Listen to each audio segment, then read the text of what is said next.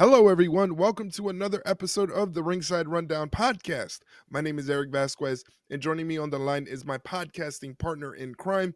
Yes, that rhymes, coming straight from the Berg, a massive Steelers fan, and for good reason. They're absolutely killing it this season, unlike my Giants. She is Shay Hickson. Shay, what's going on? I didn't want to bring it up. I didn't want Yeah. to bring it up, No, but bring it up. Bring it up. New York Giants are a dumpster fire. That's why I tell people I'm a casual football fan. yeah. Yeah. I mean, yeah, we're doing good, so I You're can't doing good. complain there. Penguins are starting to win some games, so that's surprising, but I- I'll also take it. PWHL's back up, the Women's Pro Hockey League, so my teams are doing good right now, so I can't Man. complain. So yeah, it's going great for sports, and then I have the Pirates, but we don't talk about them. But Yeah, they don't exist. even when the season starts, it doesn't they don't exist anyway. But Yeah. uh, Uh, but yeah, but unfortunately, this is not a sports podcast, ladies and gentlemen. If this is your first time listening to the Ringside Rundown podcast, we are a pro wrestling podcast. Shay and I sit here and we basically yell and scream about our thoughts on pro wrestling. In this episode in particular, episode 137, we are going to be talking all about Survivor Series war games that happened this past Saturday. But before we get into that, I got to bring it up. oh last boy, last last night no, it's nothing bad. Last night, no, because we're recording on a Tuesday night here. Last night was Monday Night Raw. What a episode of Monday Night Raw it was. Just so many things happening in one episode, in one 2-hour episode at that. yeah, It's one 2-hour episode. Just insanity on every level. The show starts off with CM Punk coming out. He obviously, now that he has helped Roman and the bloodline vanquish the new bloodline, and he doesn't have to worry about Drew McIntyre anymore. He has his sights set on some gold and possibly a main event at WrestleMania. But then he is interrupted by his least favorite troll in Seth Rollins. yeah, They get into a little kerfuffle, let's just say, yeah. and and it's broken up by Jey Uso and Sami Zayn. Now, Sami Zayn throws a couple truth bombs at Seth Rollins and says, "This whole Roman Reigns situation is your fault that Oh, you set off over a decade ago with that oh. chair shot to the back." And Seth fires back and says, well, it also started even worse with you when you turned your back on him at the Royal Rumble. So Mhm. that was a whole big deal, and it just seems like CM Punk's second run in WWE is basically, I got beef with you, so I'm gonna handle that, and now I got beef with you, and now I need to handle that. But This could be that one. yeah, and then like the liners that he dropped was, I'm running a race with someone I didn't even know that was running, Yeah. and he's like, I'm paraphrasing Punk, but he says to Rollins, "You're not a champion anymore. There's no reason to fight you. You have nothing that I want. So I don't even think about Mhm. you. I'm living rent free in your head, but I don't even think about you." Yeah. Um, Uh-huh. so that was one crazy thing that happened. We come to find out that later on in the evening, Jey Uso was attacked, and then we come to find out that at the end of Raw that it was done by Drew McIntyre, who's made his return. We haven't seen him since Hell in a Cell. And then the big thing, one of the most traumatic experiences Oh, I've had oh. since Shawn Michaels threw Marty Jannetty through that barbershop window. And I'm talking about Kofi Kingston and Xavier Woods collectively just banishing Big E Ugh. after Big E makes his first appearance on Raw in 4 years with a heartfelt speech about why the New Day needs to remain together, and he's willing to do anything he can to make that happen, including being their managers to see them succeed. And they flip the script and they tell him to get lost, beat it. Ugh, that was uncomfortable to watch. That was Oh, so it was uncomfortable. it, Like, it was oh, it was very especially the part where Xavier goes, "You broke your neck," or was it Xavier or Kofi? One of them go, "You broke your neck." so what? So what? And And, I, I'm like, oh, we're really going there? and I'm Like, like, shit. "What do you mean? So what? He broke his neck." Yeah, like give him a break for fuck's sake. Yeah. It was it was painful. It was painful. Yeah, yeah, it was that was not fun, but you know what? Dakota's moving on in the tournament, so you know what? That's all I needed to see. That was a really good match too. Yeah, it was a really good match. It it was great. It also hurt a little bit. It I know hurt. Mike tried to speak the evil into the universe that I was like, well, one of my favorites can win, but that also means one of my favorites has to lose because you put Shayna and Dakota together, and I'm like, this is Right. my worst fucking nightmare. And Mike had responded to that on Twitter and was like, "Ah, well, they actually put Katana to win that just to see you suffer." I'm like, "Don't you fucking put that into the universe? Do And not put and that le evil in." it was so crazy, like, I thought there was a spot towards the end where I was like, "No, they're not gonna do this to Shay. There's no way they're gonna do this to her." I was getting ready to throw that remote through the TV. I was ready to fight somebody, but It you did know look like what? they were gonna do that to you, though. They just like to torture me, I think. Just I me think so. personally, nobody else. But no, that was a pretty good match. I'm still picking Dakota to win the whole thing. I I think she's more than earned it. So just looking off of the bracket that I had seen, I feel like for me, best case scenario would be Zelina and Dakota in the finals. I feel like that would be a pretty good Ooh, one. I like that. But at the end of the day, Dakota better win that or I'm gonna scream.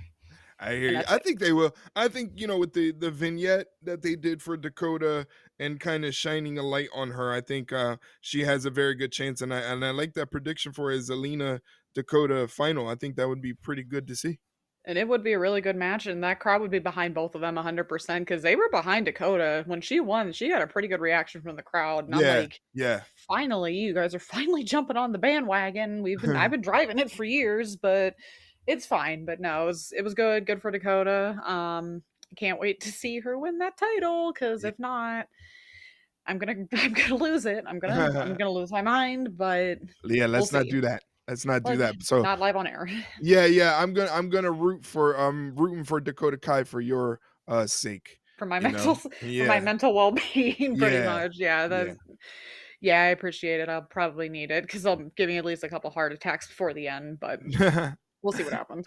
All right. So now that we got the raw talk out of our system and we're able to talk about how awful that New Day segment was, and not for a good reason, let's talk about why we're here. We're talking about Survivor Series War Games. It happened this past Saturday on Peacock, and what a show it was. I enjoyed the show, and I enjoyed the show partly because I didn't spend any time reading anybody's opinions on Twitter.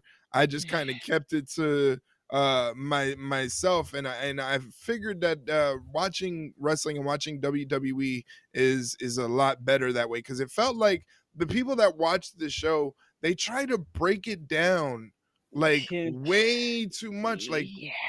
I get the fun part is playing detective and trying to figure out the Easter eggs and trying to jump ahead of the story and stuff like that. But I feel like by trying to be Twitter detectives, they miss a lot of the fun, you know?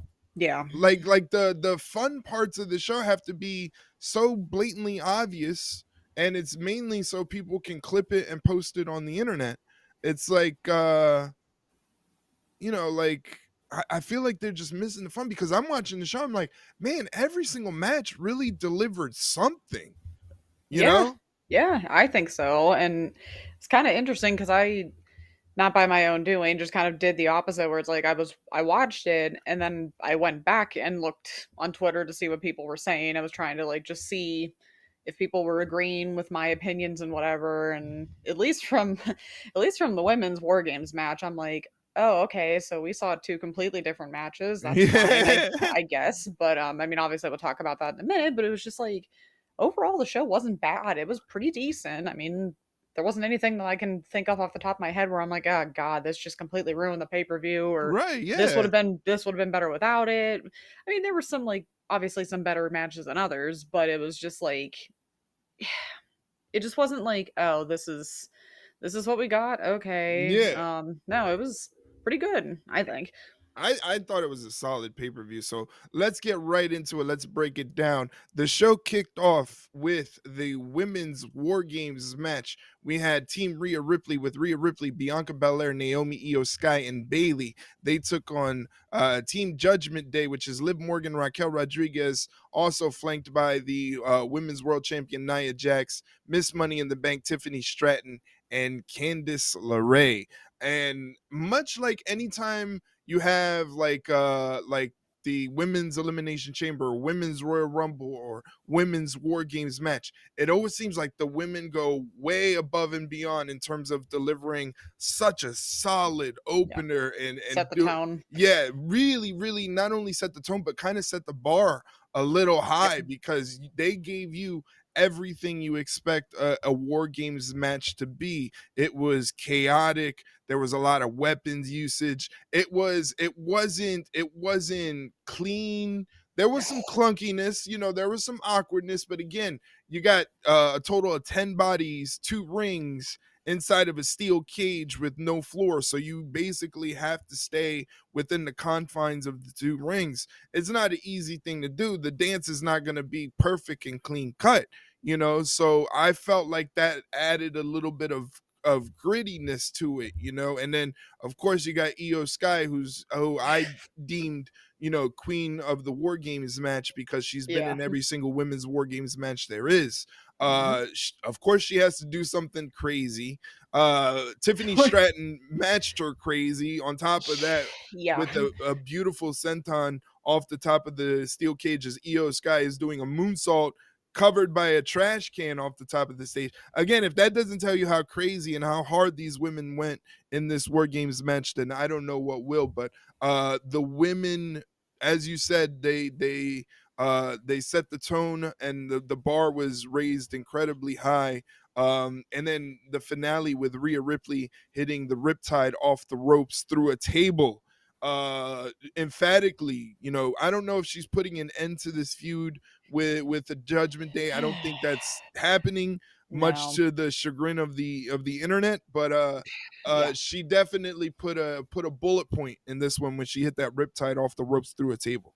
Oh yeah, like you said, the match itself wasn't perfect, but if you really think about it, a match like War Games is never going to be a perfect, flawless 10 out of Right. 10, like no notes kind of match. It's always going to be clunky to some degree. Like the only thing that I can really think of that like stood out to me was I'm trying to remember, it was maybe towards the end of the match, but I don't know if you remember this, but trying to remember who was involved with it, but most of the like action was happening on like the first ring, and you can see Io kind of like barrel assing through the middle of the ring, and then all of a sudden she just stops and then just like sits down in the middle of the ring, like in between the two. And I'm kind of sitting there, I'm like, all right, she got a little too overzealous there. But I mean, other than that, it's just like that's not going to completely take me out of that match. That's not going to be like, oh, well, that just ruined it for me because she got her on her cue a little too early. It's just like Right. that shit happens. It is what it Yeah. is. I think she more than made up for it with, oh, I don't know, doing a moonsault, like you said, on the in the trash can off the top Yeah. of the cage. So it's like I don't know why people think this match was so bad because if you went on it, like as we always say, you go to the internet side of things, and it was terrible. It was a shitty match. It was Yeah. bad. I Something that's been really annoying me lately more than usual with the wrestling community online because we know how they are. They are just some of them are just beat into their head that Rhea Ripley's just overbooked. She's overbooked. She always Yeah. wins, always Yeah. this, always that. And it's just like, okay, well, if she was as overbooked and overhyped as you made it sound, she would have completely cleaned that entire War Games match out. She would have been the star. She would have been the only one Right. standing, blah, blah, blah, whatever. That was the complete opposite of how they booked her in that match. They made her fight from behind and from under the entire time. Like she couldn't really rely on the power and the brutality that she's so used to because there were just as many, if not more, people matching that same brutality with Raquel and Nia Jax. So it's like she was on even footing with them. Right. So there was never any like, oh, she's just going to completely steamroll this match because that's just not how that works. That's not really how War Games works. But I still enjoyed it. I still thought it was fun. Yeah, that riptide off the top of the cage was or off the rope was wild. That was clean too. They hit that table clean. It didn't look clunky, nothing. Yeah, I had a lot of fun with that. I loved how Tiffany, when she came in and she had that trash can, as soon as she just like gently put it over the rope before she came into the cage, I like looked at my mom. I'm like, there's something in there. There's something in there because we know how people are. They like fling the stuff over the cage, they fling it over the ropes. Like they don't care where it lands, just as long as it's in the ring. So for the fact that she gingerly put it down there and then no one touched it for like 5, 10 minutes afterwards, I'm like, what the hell is in that trash can? And our the theory you and I had a couple weeks ago where we're like, there's no way they would try to do this, would they? Almost happened. It almost happened. I almost had an aneurysm. I'm just like, are we going to do this? How does that make sense? What's going to happen? And so she tries to cash in, and thankfully it doesn't happen. And then, oh, what else did I like? I like the fact that they handcuffed Raquel to the ring, so she didn't get to do Yeah. much of anything. Not that she did anyway, really, I but I it's just felt like, like I felt like Raquel looked good too. Like that's an underrated aspect of the match. Is yeah, like a lot of people were dogging people like Raquel and Candice LeRae because they haven't really been any focal points in this whole thing, this whole situation. So everybody was just like, why are they there? They're just like they're a part of the group project and they're gonna get an A, but but that's what people assumed. But honestly, Raquel and Candice LeRae had really good showings. Everybody in that match really had a really good showing.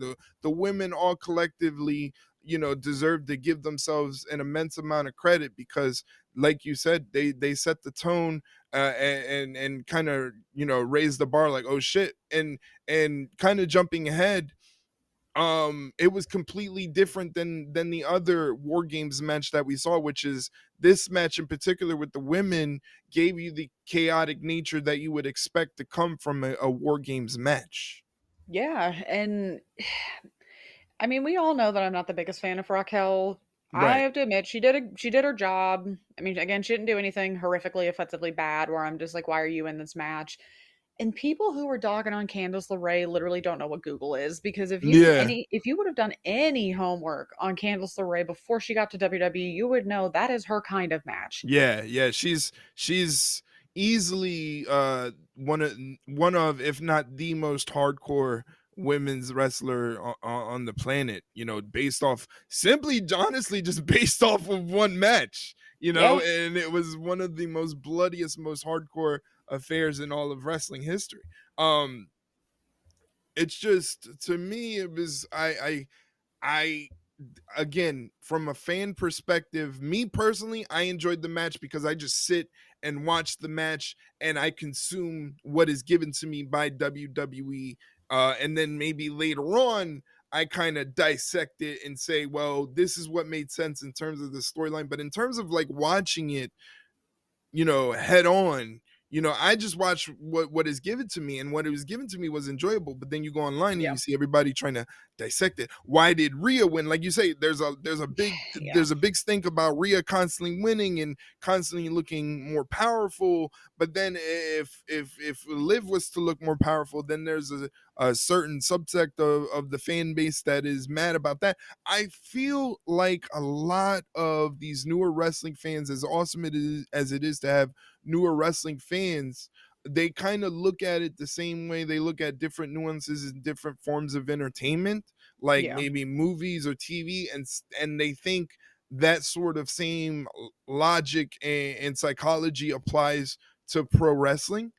yeah, And I don't think that's true. I think there's a bigger issue with like not necessarily an issue, but it's different in forms of other forms of entertainment and sports because the winner is predetermined to tell the story as best as they can, yeah. so and then it's a business thing. A lot of these fans don't understand, like, you have to factor in the money, which decision is going to make you more money. Hmm. That's central to the whole thing because without making more money, they can't do the things that they are doing that is making WWE so great, like travel overseas to different countries and put on shows in different countries, put on events like Saturday Night Main Event, in December and things like that. Mhm.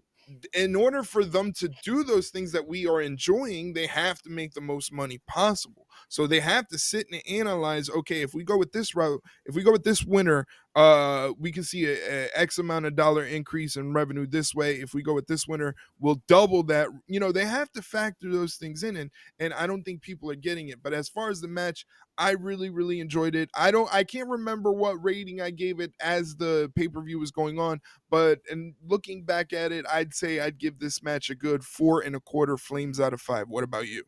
Yeah, I would definitely agree 4 out of 5, and it's so funny because I feel like we just talked about this kind of discourse even all the way back to WrestleMania 40 leading up to it because everybody and their brothers seem to have an opinion on Rhea and Becky's feud where it's like, why is it these two? It should be this, it should be that. Why is it Becky? It shouldn't be Becky, it should be Rhea and this person. It shouldn't be Rhea, it should be Becky and this person. It's just like we said back then and like you pretty much reiterated now, WWE is going to look on paper and be like, what is the biggest thing we can put on this card that is going to get us the most eyes and the most money on this pay per view? Yeah, And at the time, Becky and Rhea were the two biggest stars they had in like each women's division, bar none. Like it right. was not even close. Those two were the best ones they had at the time. Now, it's tough because you still have one of the biggest stars in Rhea, and I think it's just people are kind of getting fatigued by the whole thing with her and Liv because it's like I get it because I'm kind of just like I don't know what more you could possibly do because yeah, you kind of made the wrinkle of oh well you included Raquel and has that improved the story? Not at all. I don't think Mhm. for a second it's done anything. So it's just like what more can you do besides Rhea just beating Liv? And taking the title. And it's so funny to see all these people lose their shit. I can't believe Rhea Penn lives, and now she's gonna like screw Io over and get that Mhm. title shot first. And then clearly all they had to do was wait until Monday to figure out that's not going to be the case Yeah. because Io gets her shot before Rhea does. So everyone can shut the fuck up about that. But it's just like, guys, if she's the biggest star in your women's division or one of the biggest stars in your company, period, they're gonna show her. Whether Right. you like it or not, they're gonna show her. And it's just I don't know. I don't know if you've seen it on Twitter, but it just seems like there's not even just the majority of Liv Morgan fans, just a subsection of Liv Morgan fans that are just some of the most toxic people I have ever seen in my entire life, just based off of what they've said about like Rhea fans, Rhea herself. It's just I mean, like, it's just so weird. Again, it's this stan culture that has yeah, come from other forms of entertainment and has infiltrated wrestling. And I'm not a gatekeeper, it's whatever. Their interpretation and their fandom is not gonna affect my fandom when it comes to wrestling. no. It's crazy because often the most ignorant and the loudest, the most ignorant are the most loudest. So like Yes. these stands that don't really understand the nuances of pro wrestling and how pro wrestling differs from other forms of entertainment and how it operates, they're the loudest, but they also look the stupidest. Like they Yeah, it's just because like they don't because get it. Liv's not gonna like that either. You do realize that at the end of the day, Liv and Rhea are probably backstage laughing and catering right now. Yeah, I literally said the same thing. So do you really think that Liv would appreciate you actually going after and harassing not just Rhea, but her fans as well? It's just like, guys, fucking relax. Like it is not that big of a deal, like at Yeah. all. And it's I just like it blows my mind because at the end of the day, it really doesn't matter. Right. It really doesn't matter because they're either going to keep that title on her or they're not. And the worst part is just like I think we've even mentioned it before, her title reign has been sacrificed for the story. That's literally what it is because Mhm. you can't sit there and tell me between you and me because let's be honest, there are people that would defend her title reign till their last dying breath. It has not been a good title reign. And I'm not saying her run has been bad. It's just her run with the title has not been great because you can't remember half of it because it's always just Yeah, been there's her and not Rhea. right. Yeah, yeah. It's been the entire time has been centered around Rhea, and the only time it wasn't centered around Rhea was the crown jewel thing with Naya, and that was for like a meaningless ring and a title that you don't get to see. Yeah. So like that's the only other time it's been different. And I mean, you can't blame Liv. I'm not blaming No. Liv and saying, "Oh, she's a horrible champion because of it." No, it's clearly whatever the company uh tells you to do, you do. Um it's just like you said earlier, they're probably backstage. I said earlier, I was like, they probably go to each other's houses, sit Yeah. on the couch, and like they are like, yo, you should tweet this, and because that'll send them over the edge and they'll go crazy, and then I'll respond back with this. They're literally, I'm like 90% sure any of those Twitter beefs that you see that pop off when they start getting crazy, they're probably together orchestrating it. And it's like, how have you not caught on to that yet? And it's Yeah. almost like you don't want to tell them that Santa Claus is not real, but Literally. like they're acting real stupid about it. Yeah, it's just yeah, you just gotta shake your head because I don't know. It's just like people just want to ruin it because things don't go their way. Right. Like Yeah, yeah, yeah. that's just how it is. And boy, if they're pissed now, just wait until inevitably, hopefully, crossing my fingers, Rhea wins that title back, and then we're really gonna hear it. But it's just Yeah. like how she hasn't won it already is beyond me. But I just hope it's not I hope it's sooner rather than later because I really personally I don't want this going all the way to WrestleMania. Like there's No, just yeah. no, like I it's even been like too long. even I am like, yeah, let's give this Rhea Liv situation a break. Yeah. I can definitely recognize that maybe we should move away, and it's a good thing that they have the Io Sky situation in their back pocket. And honestly, if it's a good segue into our next match on War Games, because the Io Sky and Liv Morgan situation, if you look at like on paper, it's not like it's a clear cut Liv Morgan is retaining the title, she's going to come away with it. And the reason I bring up the next match, which was for the United States Championship of War Games, that's kind of what we saw Mhm. on this pay-per-view. Like, you and I mean, you with these damn predictions. I was gonna say I was waiting to see how long it would take. You and these damn predictions almost had a clean sweep.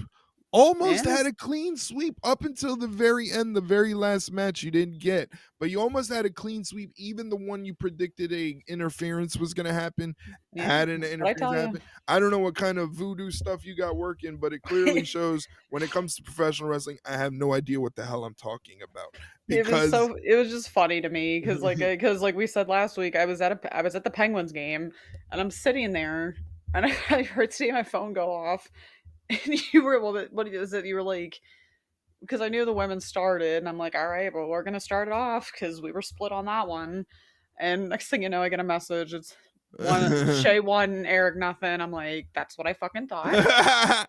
And then we move and then still watching the game or whatever, you send me another message. You're like, Shay 2, Erik nothing. I'm like, fucking Nakamura 1. I'm like, all right. And that pretty much sealed it at that point. I think from then on, I don't think it really would have mattered what happened because I think that pretty much just guaranteed that I was going to win. So I'm like, yeah, what did I yeah. tell you? Did I Yeah. tell you or did I tell you? Oh my god, it was And you just were not happy about it at it was all. just like I don't it would have been better if it was like it would have been closer, you know? Yeah. Like No. like if it would have been closer, but it's like I kept losing and losing. And it's like what the hell is going on here? I think Like the Gunther and Damien matches would put you over the edge. yeah, I think yeah, at that that point, once like we'll get to the that later, but yeah, yeah, we'll get to that later. But like I said, the next match was the United States Championship match between LA Knight and Shinsuke Nakamura. A very interesting thing.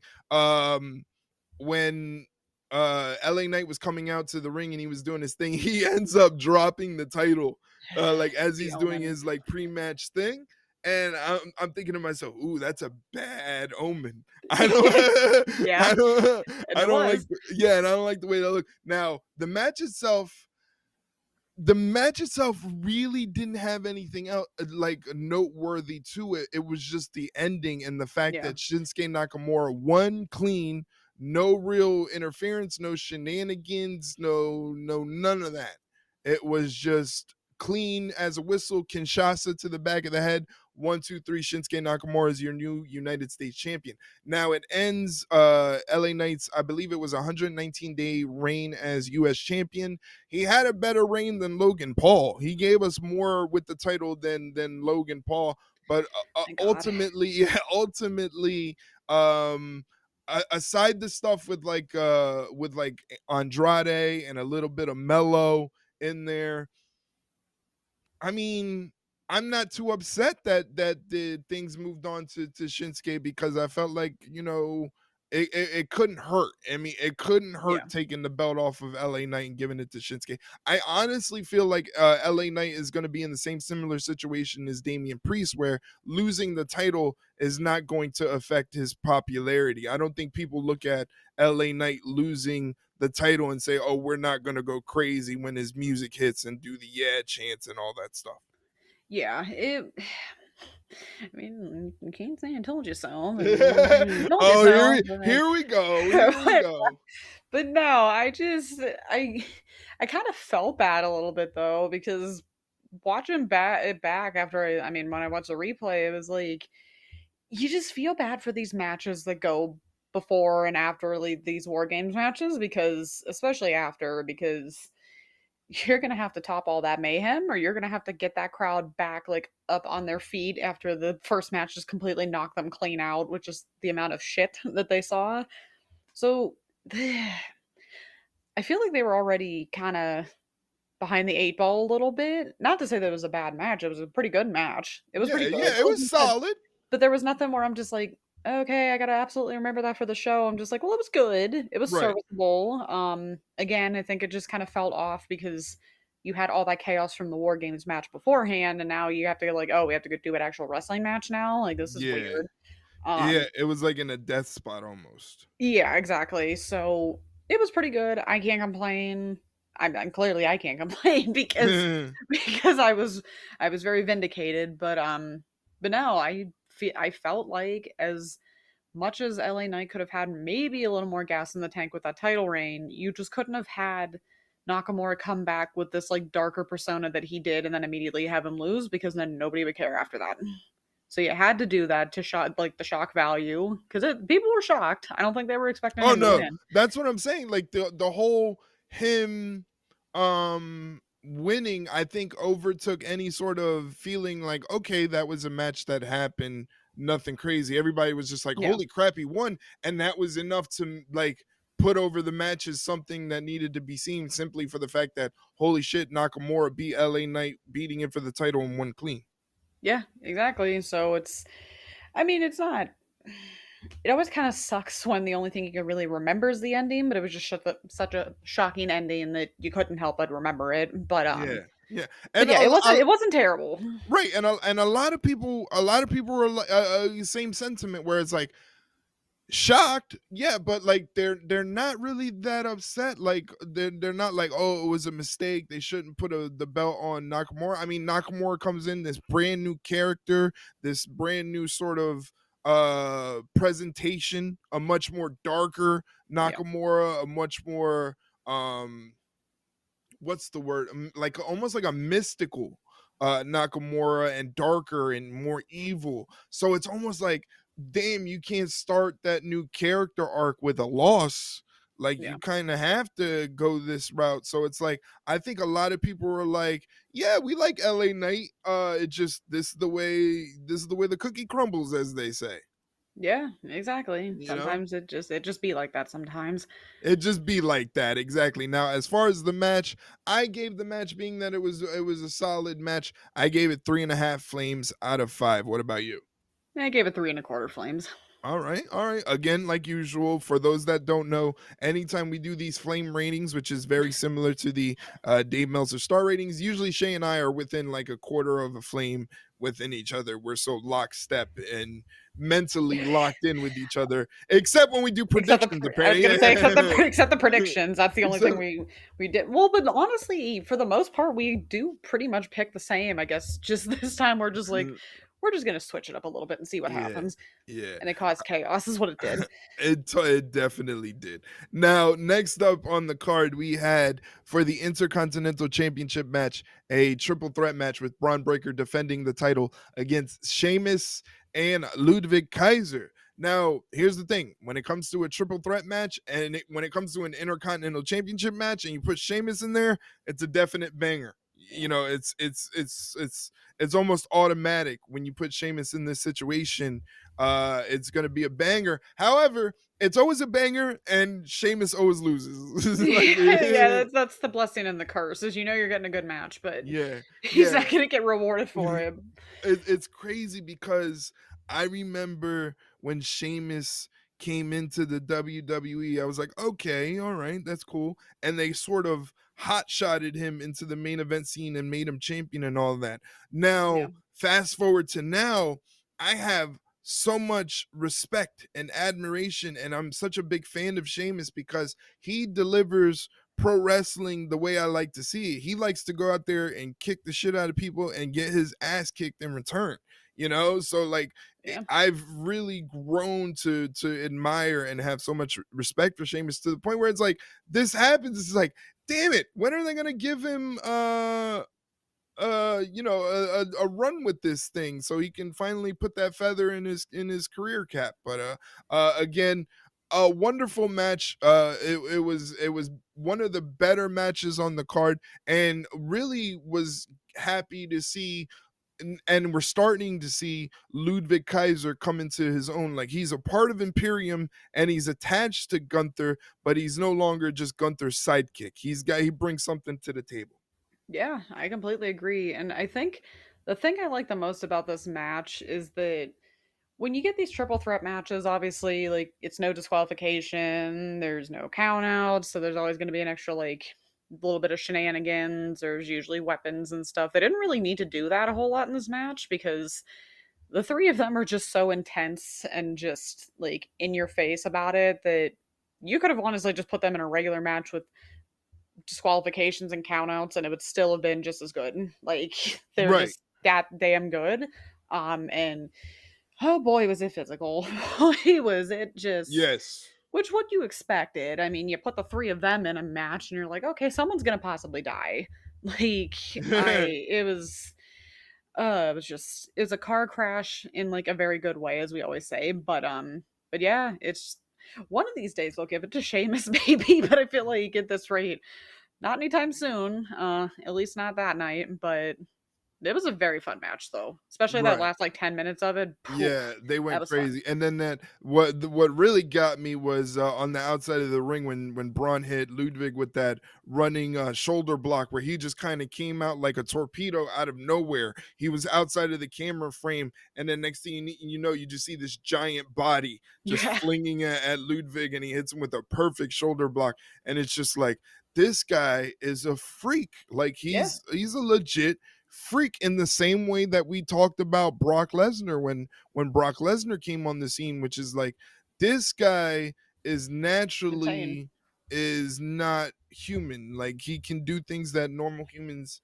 can't do. So Mhm. I'm not I am upset as a Sheamus fan that Sheamus didn't get Yeah. the title, but I'm not upset that Braun Breaker uh retained and can continue his sort of run with the title, his second run. Now, it is interesting to kind of figure out how exactly, what is this Braun Breaker, this iteration of Braun Breaker, because like, he's on the border, like, he's not a bad Yeah. guy, he's not a good guy. I guess it's the simple fact that in order to be a bad guy in wrestling, the worst thing that can happen to you is getting cheers from the crowd. So that Yeah. means you can't do cool shit in the ring, because if you do cool shit in the ring, you're going to get cheered. Here's the thing: Mhm. Braun Breaker's entire arsenal is just cool shit. You Yeah, know, exactly. Like, literally. you know, so like everything about Braun Breaker, from the entrance, the dog barking, the gear, the moves, it's all cool shit. But like, he's in a very interesting spot where like he doesn't have to play up, like he doesn't have to go out there shaking hands and doing the right thing. He can completely just be a badass and just do whatever Braun Breaker wants to do. And if you want to rock with him, if you want to be a fan of his, then cool. If you don't like him, then cool anyway. It doesn't matter. He's still going to do whatever he wants. Literally, like, it's just sometimes you just can't help it. Sometimes the wrestler just comes along where it's just like, God damn it, it doesn't matter if he's cool or if he's an asshole, if he's like a nice guy. It's just like you can't help but just cheer for him because they're just that cool. And Braun Breaker is definitely one of those guys. So they kind of just have to like stick him in the middle as best they can. But he's doing a good job. I mean, he's pretty much exceeding any expectations he had when they called him up. So Yeah, yeah, exactly. success so far. Yeah, and as far as the match, honestly, I gotta give this one.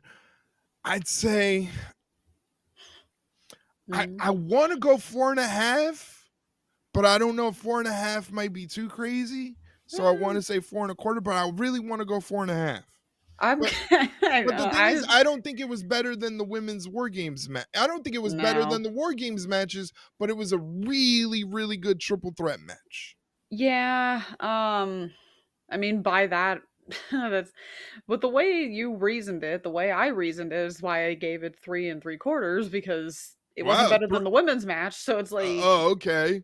I don't know, unless you want to do like 3.9 flames out of Eh, 5. eh, Like, I mean, we could do that, right? I'd give it a 4 out of 5. I'd give it a 4 out of 5. I think 4 out of 5 All is right. fair. I think Okay, four out fine. of All five. right, all What right. about you? 4 out of 5? Yeah, 4 out of 5. I'll round up. I'll round up. All right. All right, she's rounding up now just to placate me. It feels like. Just to keep the peace so we Yeah. don't go chaotic with them because of the predictions are already putting us on the edge. So There you go. So next up we had Gunther defending the World Heavyweight Championship against Damian Priest, who gets another shot at reclaiming his World Heavyweight Championship. I thought that this was very good because you couldn't tell if Damian Priest really hurt his shoulder or if he was just really, really good at being a professional wrestler. yeah, he was very good at very good at playing it up because poor mom was not having a good time. She thought she's like, please tell me this is fake. Please tell me he's not actually hurt. I'm like, I honestly would like to tell you I know, but I really don't I don't know. I don't know, but Damien's just that good. What can we say? But I feel like the crowd was a little dead at some points, but I feel like it's just Right. because you know what you're getting with these two. There's not going to be like the previous match, high octane physicality. You're going to get the physicality, but like dialed back a little more because these two are just like heavy hitters, but in like the slow and methodical kind of way. Right. So I wouldn't say that the crowd wasn't into it. They were just like I don't know how to describe it. It's just like the styles are different, so I mean you can't really like be as amped up as you were for that first like that triple threat the Right, way right, you have right. to go with this one. So but every time they did like have a huge hit or they did something, the crowd woke up, so it's not like they were like asleep, which is good. But they picked it up after a little while once it got to like the second half, but then I just as much as I didn't want I didn't want the interference because I didn't want to be right. However, I just knew that they couldn't help themselves. Um, I don't know.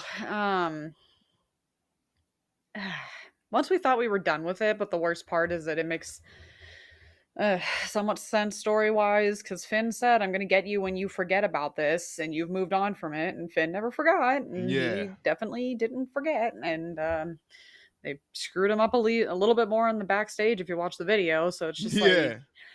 yeah, unfortunately, we're not done with it, whether people liked it or not. But no, it was a pretty solid match. Can't really complain too much. Again, if like what we saw at SummerSlam was any indication, you knew the match was going to be good because it was great at SummerSlam. So of course it was good here. Not as good as SummerSlam's, but still pretty decent. Yeah, didn't want to be right about that interference, but I'm glad I got the extra bonus brownie point for that one. So I'll take it. I know it Yeah. pissed you off. It made It you so mad. it wasn't that I was just I was more shocked than anything. you know? Because now let me go back into we're gonna go into the messages here real quick. I was I'm just more not gonna. shocked because it's like Yeah. not only she's sweeping this whole thing so far, she's like even nailing like it's gonna be an interference and this is why it's gonna happen. And that's exactly what happened. Finn Balor comes out of nowhere. Yeah, He no, inter no, hold on, hold on. No, from your verbatim, because at that point I was up 4-2. You literally said verbatim. You even called the interference "I hate you." So you were mad. You were I was mad about it. Like I was like I that I was mad because there's no reason for you to nail to be that yeah, like yeah. That was just like it felt like you had some sort of inside source and you were just messing with me at that point. well, I knew as soon as because it was just funny messing with you at that point, and mom was just like laughing at this whole situation, and I said, "No, wait, I got the perfect gif to send him. I got it. I just got to find it." And it took me 5 minutes, but I found that one with Shayna. I think that was when she won the title back at Evolution. She's kind of like holding the title up while she's on the ropes. I'm like, that is me right now because I knew at that point I was winning. It didn't Right. matter what was happening in that last match. I won. I was the champion for at least one pay-per-view. I'll take it. I'll Hopefully get I you can on keep it going, but we'll I'll see. get you on the next one. I'll Well get you on then, the yeah, yeah. I'll get you on ugh. that. I'll get you on that. I'll get my revenge. But it Yeah. was just the fact that, Finn Balor comes out, he interferes in the match, he hits the coup de grace off the stairs onto Damien on the outside. I did enjoy the fact that Gunther was like, nah, F that, and he like kicked Finn's face off. Like That was funny though. We like yeah, that. I like that because it's different because typically the bad guy would be like, well, hey, screw it. Like if he's willing to help me out, like Yeah. I'll take the help. And Gunther is such a no, I'm gonna do this on my own. I'm gonna be a proper champion. No one's gonna be able to say they helped me be the champion. Yeah. I like that, and I like the fact that now we're gonna end up getting Gunther versus Finn Balor. I think it's something different. Yeah, it was just to me, it was like I can't believe she nailed it and not only that, but she got the interference, and I clearly don't know anything about wrestling because like she has the clean sweep on me. So but yeah, the match I thought I really enjoyed the ending. Um Particularly because what I enjoyed about the match itself was we couldn't tell if Damien was selling or Damien was really, really hurt with the arm. And then the Yeah. ending comes, Finn Balor interferes, and then Gunther wins via not he wins via ref stoppage because Damien passes out. But the Yeah. way Damien passed out was basically Gunther had like a rear naked choke, but he trapped the injured arm. You Yeah. know, he trapped the injured arm, which made it even more logical as to why Damien couldn't answer back or fight out to escape. So I thought that was really, really smart. Yeah. In terms of the match, it was solid. So I gave it 3 3/4 out of 5.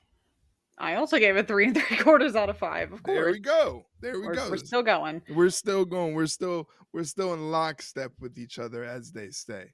We're doing. Um, yeah, and then finally we get to the main event that saw the OG Bloodline Roman Reigns, Jimmy and Jey Uso, Sami Zayn team up with CM Punk to take on the new Bloodline, Solo Sikoa, Jacob Fatu, Tama Tonga, and Tonga Loa teaming up with Bronson Reed.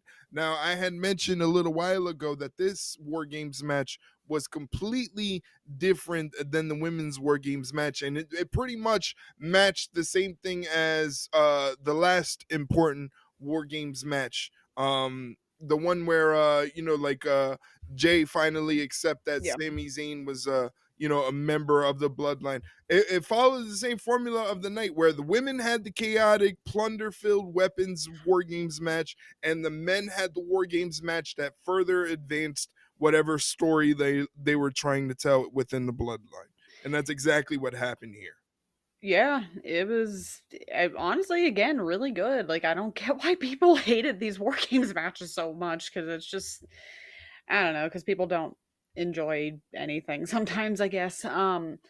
I had one small little, I guess, gripe about it, and you can tell me if I'm just being silly or not. The spot where Solo and them locked Roman out of the cage, and Mhm. everyone was kinda like, "Oh, that was, like, super clever on their part, whatever," and I'm sitting there losing my mind because I'm like, "If he doesn't get in the match, you can't win the match because the match hasn't started. What are we doing? I get that you're trying to, like, keep him out, but you're not gonna be able to win unless he comes into the ring to start the match." So, was I being silly or was I being reasonable? Like, No, I think you're being reasonable. I just, it's one no of one those. was thinking about that apparently except me. Nobody else was saying it. I'm just like, am I the only one that's not losing my mind right now? Like, what's happening? And yeah, whatever. But no, it was good. We definitely called there was going to be some tension, and boy, was there was tension. There was memes that came out of the tension. Yeah. Like just the, the picture of Roman and Punk just like leaning on the opposite ends of the cage, just like wanting to do anything else except be in there. It was so funny, but yeah, I enjoyed it. It was good. There were some spots where I'm like, how did they not die? Like Bronson Reed, no shit that he's hurt because that tsunami off the top of the cage. Ah, yikes! Like, didn't they Now, say he screwed up one of his ankles, right? If not both. I think he busted both of them. Now, I the can't funny thing imagine. is, how do we, as fans, when Adam Copeland dove off the top of the steel cage and shattered his ankles and everything, we dogged on him pretty bad. Yeah. Now, how do we, in terms of what Bronson Reed did, how do we look at that and not give it the same treatment? I mean, I just by watching it, I'm like, what the hell were you doing? Because he clearly didn't land clean. And to be quite fair, Jimmy didn't land clean either. I'm like, guys, what Right? are you Yeah. doing here? Like, what is fucking going on? You're gonna get yourselves beat to hell. And clearly, I mean, if Bronson broke both his ankles, I could see why. Because it's just like, guys, what are you doing? You might want to make sure you can do it. I mean, you have to do it regardless, obviously, because Right. part of the match. But it's just like, Jesus, can you not try not to seriously injure yourself while you're doing the big spot? Okay, thanks. Like, Yeah, because like I mean, God. we all need those spots in the match. If we don't have them, we kind of feel like, oh, okay, it was kind of missing something. Yeah. But um it's just kind of like we got to be honest with you. Like I thought and the thing is like, okay, maybe from my standpoint, the Copeland spot made no sense, whereas both the Jimmy spot and the Bronson Reed spot coming off the top of the cage made sense. Added to the match where Punk saved Roman, Yeah. and that helped Roman realize, okay, maybe Punk is honest and earnest in his sense that he at least wants to just help Paul Heyman out, and he's willing to be a team player. Yeah. So it still added to the story. It is just a weird spot, but again, I felt like this was different from the women's War Games match where it was telling more of the story. Obviously, the Punk and the Roman dynamic really set things over the top. I mean, social media was just going crazy. They in less than 48 hours, they had already garnered 200 million views across social media just of that Roman Punk situation. So, Yeah. um it's to me, I thought it was great. I'm glad that the OG bloodline got the win, which we kind of predicted because we felt like they were being very fair and balanced in the sense that they helped uh they legitimized the new bloodline. They made Yeah. Solo look strong. They didn't make him look like a bunch of chumps. They made him look like a legitimate threat. But It was however, no, before you finish that, I need to get your opinion on something because I've seen this too many times on Twitter after this match.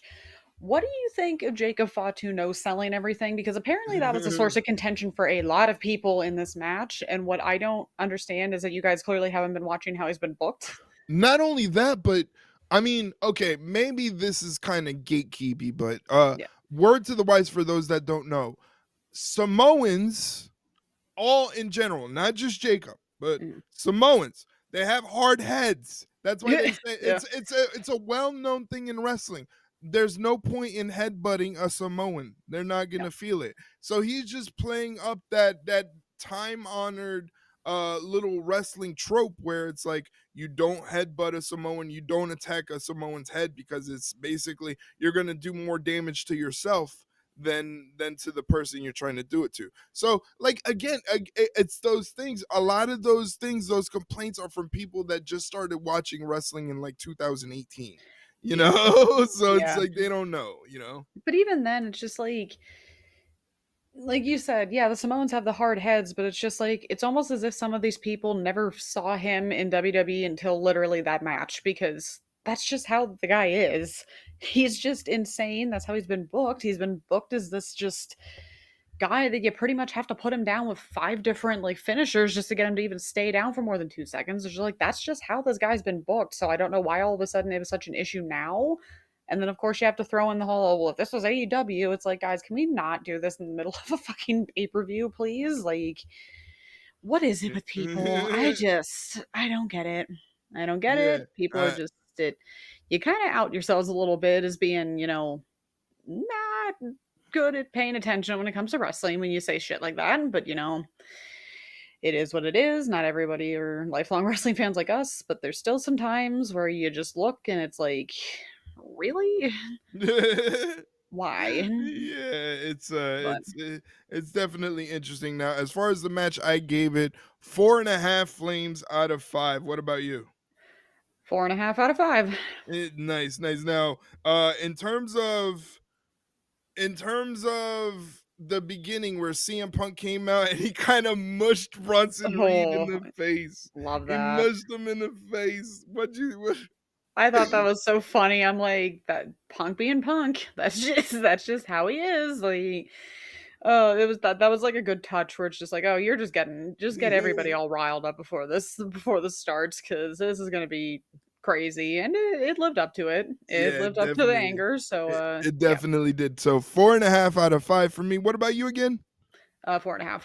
4.5. All right. So Yeah. overall, War Games as a pay-per-view, as a PLE, as a whole, I would give this one 4.25 flames out of 5. What about you?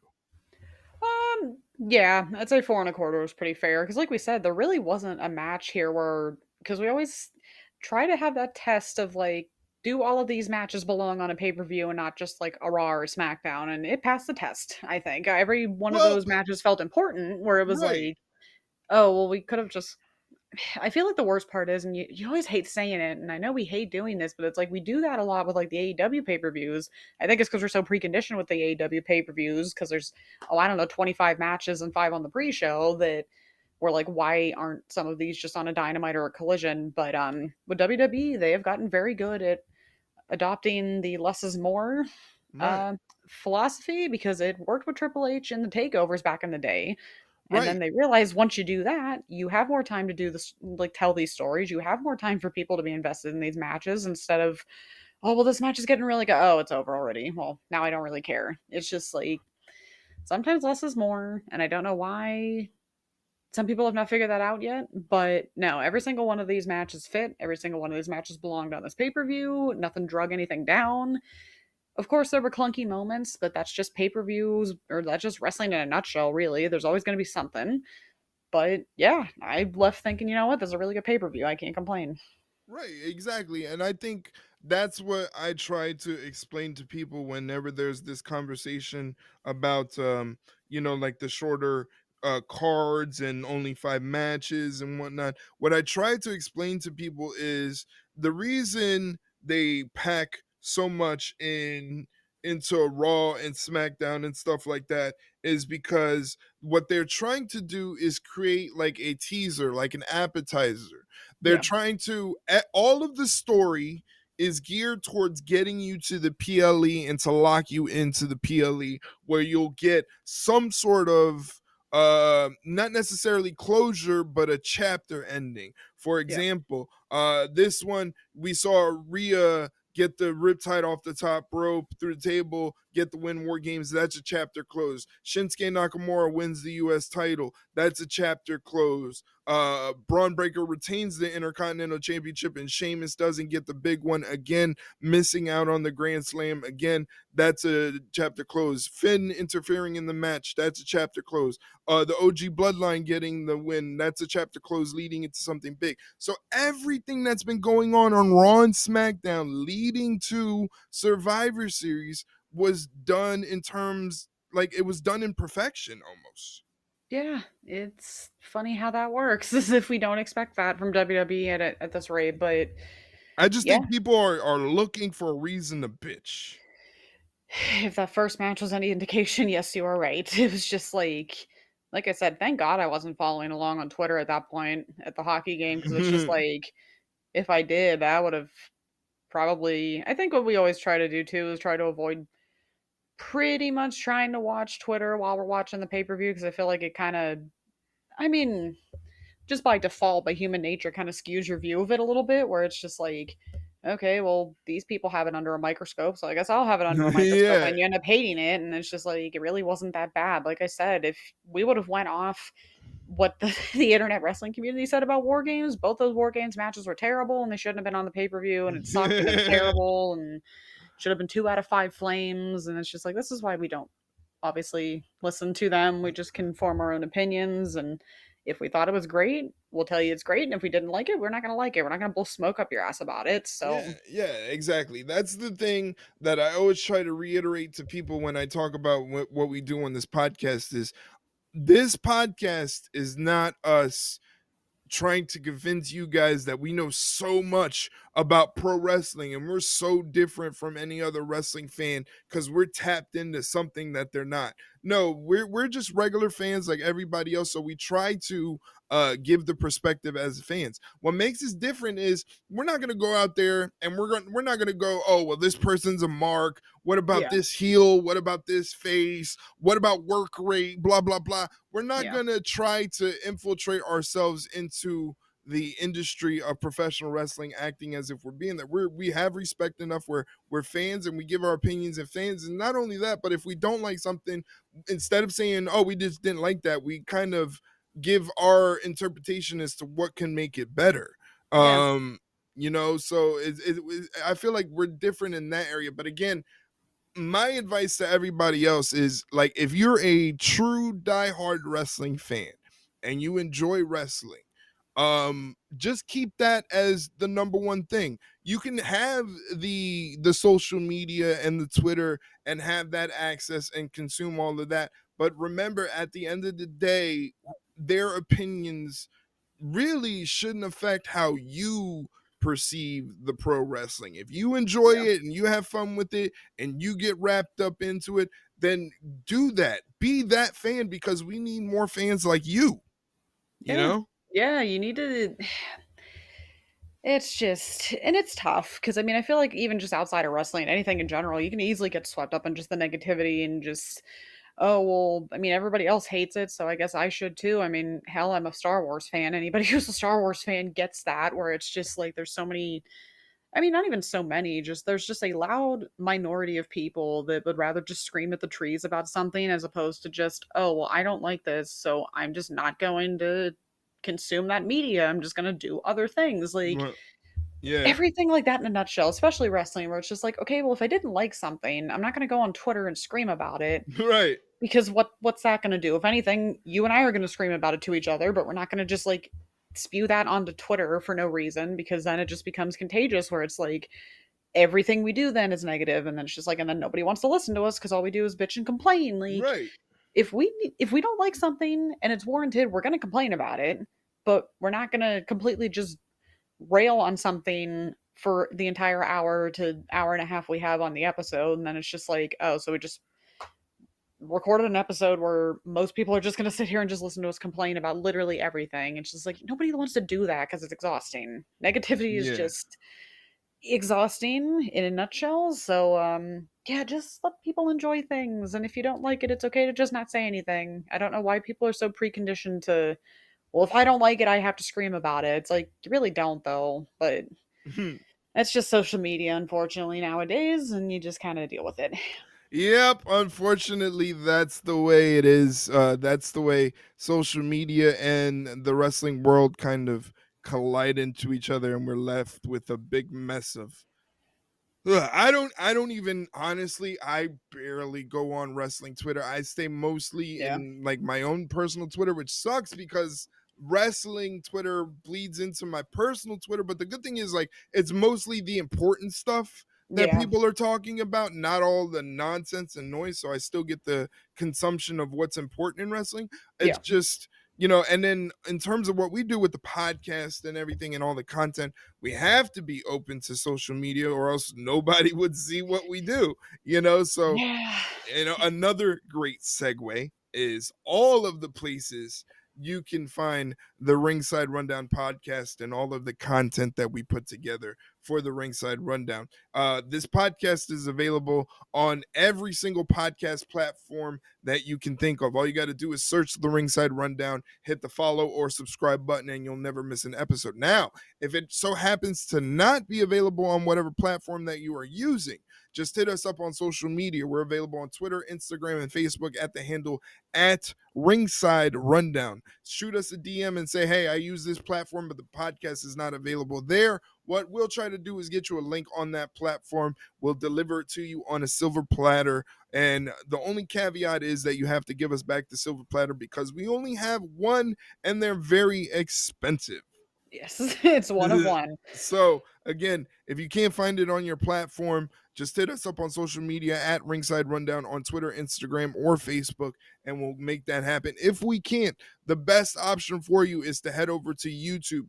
YouTube, the handle is at Ringside Run Pod, and there you can listen to every single episode of the Ringside Rundown in its entirety, some highlights of other episodes, and all of the short form content that we do. The short form content comes from the Twitch streams that we do for all WWE and AEW programming and WWE PLEs. I am on Twitch for Raw, SmackDown, Dynamite, Collision, Rampage, NXT, all of it. I am on Twitch doing live reactions. So if you want to check out my live reactions and communicate with me about professional wrestling as I'm doing these reactions, head over to twitch.tv/ringside rundown and throw me a follow. Like I said, I'm there for Raw, SmackDown, NXT, Dynamite, Collision, Rampage, all of it. It's a good time. If you want to talk to me individually about professional wrestling, all you got to do is hit me up on Twitter.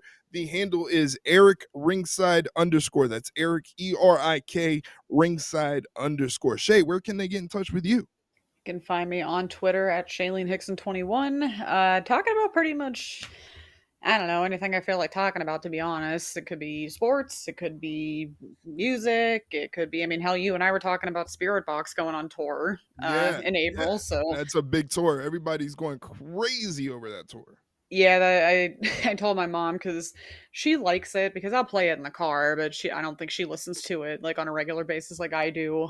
So my friend and I are going, and I said this is one of those concerts where you need to bring earplugs because if Oh, you yeah. don't, Yeah, you're yeah. done. You are done. But I cannot wait to scream. It's gonna be a fun time. But maybe I'll post some videos or photos at that point. But yeah, if you just want to follow whatever the hell I'm doing on Twitter, then there you go.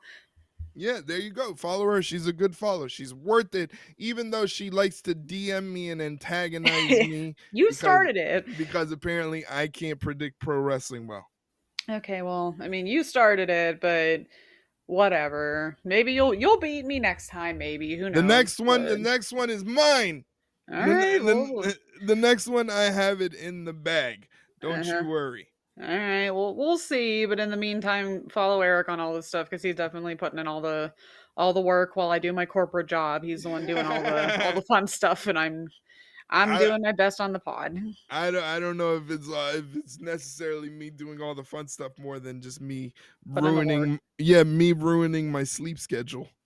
Well, but it's still, I mean, it still works though. So Yeah, yeah. I don't know how you could do it because I sure couldn't. So Well, we make do. We make do. Well, guys, thank you so much for listening to this episode of the Ringside Rundown podcast. Make sure, like I said, you can go on any podcast platform, hit that follow button or the subscribe button when you find the Ringside Rundown on that platform. Share it with your wrestling friends, your wrestling family members, your grandmother, your aunt, your uncle, your brother, your sister, your cousin, your brother, sisters, uncles, nephews, neighbor. Let them know if they enjoy wrestling that the Ringside Rundown is there and it's there for you to listen to and enjoy. We will be back next week with another wonderful episode. So in the meantime, she is Shay Hickson. I am Erik Vasquez, and we will see you on the next episode. Take care, guys. see you later, guys.